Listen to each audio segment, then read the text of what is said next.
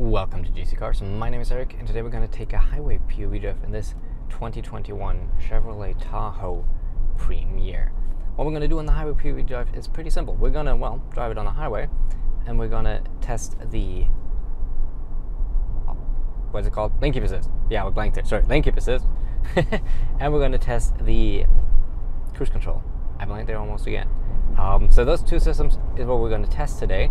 And we're also, that's why I have the gap up front, going to do a little handling test here in a second. But as always, if you want to hear all my thoughts about this specific Chevy Tahoe Premier, just click on the top right hand corner for my full review of the interior, exterior, how it drives, and all the good stuff.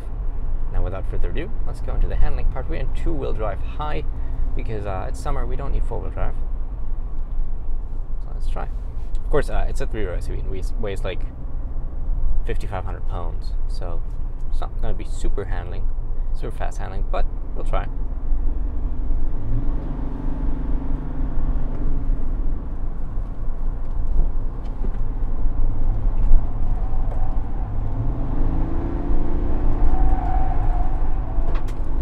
You can see it, gee, I think traction control cut us there. But it actually handles surprisingly well for a three-row SUV. It's a little ridiculous. I pushed it a little harder than the first time I pushed it when I did go on the highway for the first time. So that definitely was a little more understand. Oh, it starts raining. How inconvenient. Why? Why did you do that? Why? Well, doesn't matter. We're going to be a responsible driver. No, but what I was saying, yeah, so you definitely, especially like 2/3 to the corner, you notice there was a very heavy understeer there. But it's still great. Like, honestly, like I said, it's a three-row SUV. It's a full-size SUV, weighs 5,500 pounds. I am very surprised by how well this thing, finally I found it, grips. This thing grips ridiculously well for what it is, honestly. But, no, so that's always a little fun. But while we're at it, let's try some other features. I'm going to get overtaken by everybody because I'm going a little slow. But I just want to make sure that we do everything nice and safely, of course. So next thing I want to test though is the cruise control. So let's jump in behind this Elantra.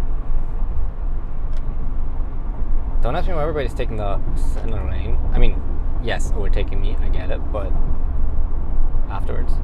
So let's set the cruise control to whatever the speed that this Elantra in front of us is going. Of course we can vary the distance. I have it on the smallest setting right now.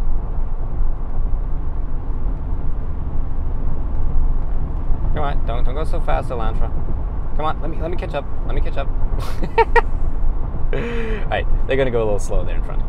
So we will be able to do that. Let me just turn on the wipers a little faster because I know that raindrops on the GoPro really kind of ruin your view. Just put it behind these guys here.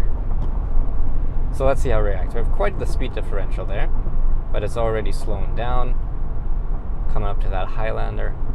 Like I said, it's just, that's this cruise control. I'm not actively doing anything with the brake or the throttle. It works pretty well. But I mean, it's cruise adaptive cruise control. I have not really seen these not work well ever, but I've seen cars not have them. So it's important that this Tahoe, especially at like $88,000 Canadian, has it. So I'm happy to say it does. Let's turn that back off again. Thank you. Manual control.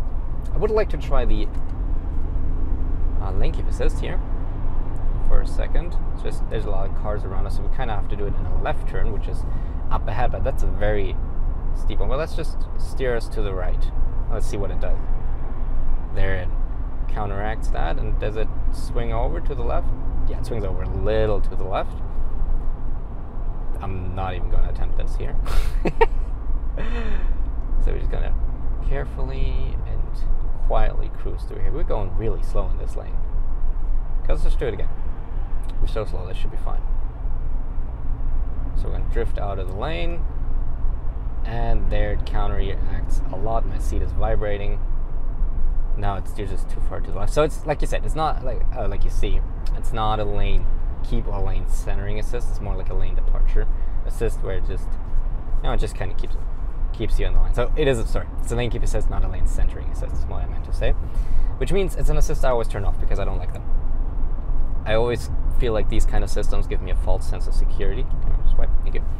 They always give me a false sense of security, and I always feel like if I'm on the longer drive, I feel like I'm a better driver than I actually am, because I might not always feel the car intervening when I'm driving, and then suddenly I can find myself outside of my lane, which is why I always turn off these systems, because then I don't get a false sense of security, and I'm actually a bit more of an attentive driver. But let's overtake this Telluride. By the way, I have a review about a Telluride on my channel as well, because I review cars pretty much every week. So we have Telluride, we had an Armada the week before, and next week we're gonna have Mercedes AMG E63 as wagon, so a 600 horsepower wagon if you like sporty cars. In a week, every review is coming on Fridays at 11 a.m. And yeah, we got a bunch of stuff. Like I said, despite we have this full review, we also have 2 more POV drives about this exact Tahoe. We have one at night where, well, we test the high beams, the headlight, and the automatic high beams, the headlights itself. And then we have a city POV drive, which is just a little more relaxed, which is kind of more probably about hearing and the noise and how the transmission performs and all the good stuff you have while you may be dailying inside of an urban area. Now let's take the off-ramp here though, because we've seen what we wanted and it's starting to get kind of dark. I hope my GoPro is still working well and adjusting to the lighting conditions. One more. There we go. And yeah, very nice highway cruiser though. And also, the fuel economy this thing gets because of the Duramax, right? On the highway. I kid you not, get in your lane, thank you.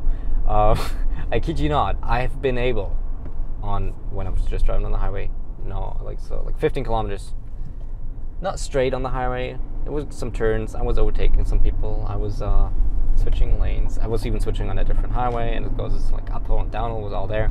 But what I'm trying to say is, I reached an approximate 5.5 liters per 100 kilometers. That was over the span of 15 kilometers, so it was kind of calculated how it would have been over 100. Let's say, give it the negative benefit of the doubt and say we might just reach 6 liters. But still, 6 liters is way, way, way, way, way under what Chevrolet says this will reach. And it's really like 6 liters per 100 kilometers in a vehicle this big is amazing. And it's diesel, so it's cheap, because you don't need any 91 gas or something, right? So yeah, just very pleasantly surprised by this Tahoe. But I don't want to talk about that too much. That's what the review is for. Alright, we're just going to turn here onto the road that houses the Tim Hortons. And that's going to be all for this POV drive. I'll just cut out this. You know what? I'm probably going to go into the drive-thru and get myself a donut or something, because I feel like getting a donut right now. So that means we're going to end this POV drive. If you want to see my full review, just click on the top left-hand corner. And if you want to subscribe because you like the video, just click in the right-hand corner, because like I said, I upload videos multiple times a week. Every week, a new review. And yeah, just have that up there. Thank you so much for watching. Hope you liked it. If you liked it, make sure to subscribe and hit the bell, like I said. And I will see you in the next one. Thank you and goodbye.